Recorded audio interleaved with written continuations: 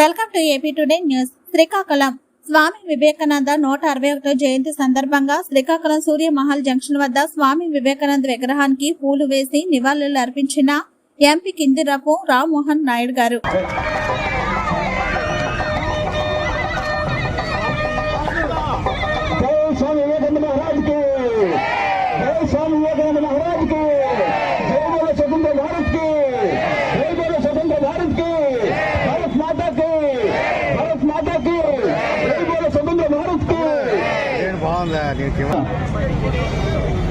మీ అందరూ ఎంపీ రామ్మోహన్ నాయుడు మాటల కోసం ఎంత వేచి ఉన్నా కలగాలు పడి మళ్ళీ లేస్తాయి. అంటే సుఖము దుఃఖము అన్ని వస్తూనే ఉంటాయి. కావడకుండి ఇలాంటివి అంటారు.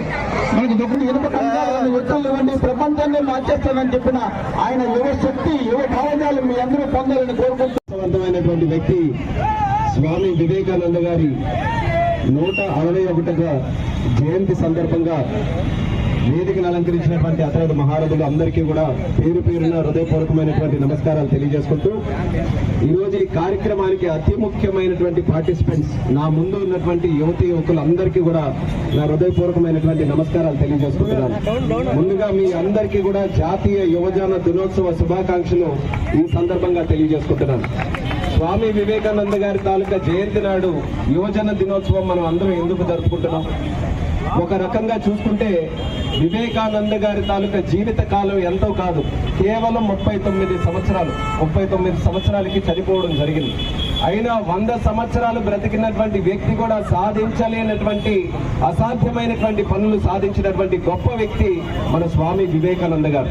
అటువంటి స్వామి వివేకానంద గారు తన జీవితంలో తను పడినటువంటి కష్టాలని చూసుకొని తను సాధించినటువంటివన్నీ కూడా ఒక్కసారి నెమర వేసుకొని మళ్ళీ నాలాంటి వ్యక్తులు ఈ భారతదేశంలో తయారవ్వాలనంటే, భారతదేశం అన్ని రంగాల్లో ముందుండాలనంటే, మనకి ఎన్నో కష్టాలతో అలమటిస్తున్నటువంటి ప్రజానికం వాళ్ళందరూ కూడా ధైర్యంగా వాళ్ళ లక్ష్యాల వైపు అడుగులు వేయాలనంటే యువతలోనే ఆ మార్పుని మనం శ్రీకారం చుట్టాలనే ఆలోచనతో ఆయన సందేశాలన్నీ కూడా అందరికీ కూడా కలిసికట్టుగా చెప్పినప్పటికీ అందులో అత్యధికమైనటువంటి కాన్సన్ట్రేషన్ యువత మీదే ఆయన పెట్టారు.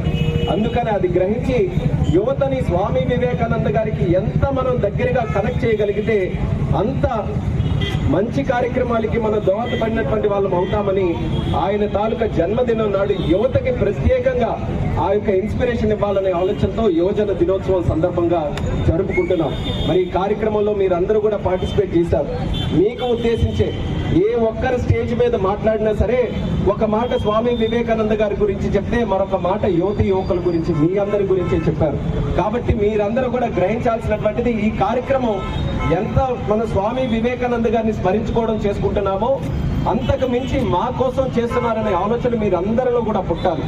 గతంలో మీరు ఎప్పుడు కూడా చూసుకుంటే యాక్చువల్గా అయితే 161 సంవత్సరాల క్రితం పుట్టినటువంటి వ్యక్తి స్వామి వివేకానంద గారు. ఒక్కసారి గమనించగలరా, 161 సంవత్సరాల క్రితం భారతదేశం మన ప్రాంతం ఏ రకంగా ఉండేదని?